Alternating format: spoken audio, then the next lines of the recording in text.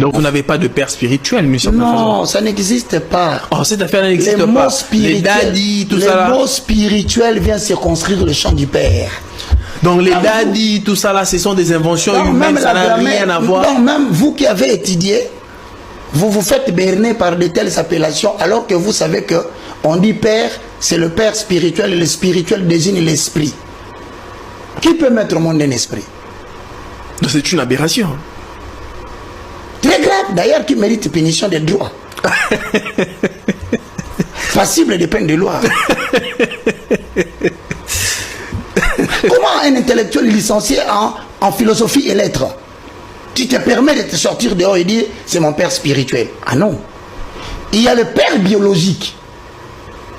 C'est celui qui t'a mis au monde, qui t'a donné la naissance. C'est ta maman biologique. Père de l'eau et du sang. À part le père de l'eau et du sang, Matthieu 23, à la lumière de la parole, dit n'appelez personne père si ce n'est votre père qui est dans les ciels. Celui qui nous a engendrés spirituellement, en accord avec Romains chapitre 10, le verset 9, Jean chapitre 1, le verset 12 à 13, à tous ceux qui l'ont reçu, il leur a donné le pouvoir de devenir enfant de Dieu. Mais un enfant de Dieu, c'est celui-là qui a pour père qui? Dieu. Or, Dieu est esprit. Quand il nous engendre, il nous engendre spirituellement.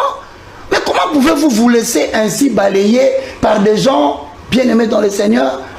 Écoutez, Paul leur donne beaucoup d'appellations. Il dit ce sont des fontaines sans eau, des vases crévassés. Ils vous exploitent. Cette affaire de père spirituel, c'est pour assujettir les chrétiens et les détourner de l'autorité du Seigneur. Voici ce que moi, Baka, je reconnais. Les anciens de la foi. Les anciens de la foi. Les anciens, pas les daddies. Tu es un anglophone. You know the meaning of daddy. Yeah. Daddy means father. Yeah, father. Bon, quand toi tu appelles quelqu'un papa, Éphésiens 4, 11 à 12 dit, il a fait aux uns comme apôtre, comme un prophète, docteur, évangéliste et pasteur. Mais pourquoi tu l'appelles daddy? Une déviation que l'Église a pris.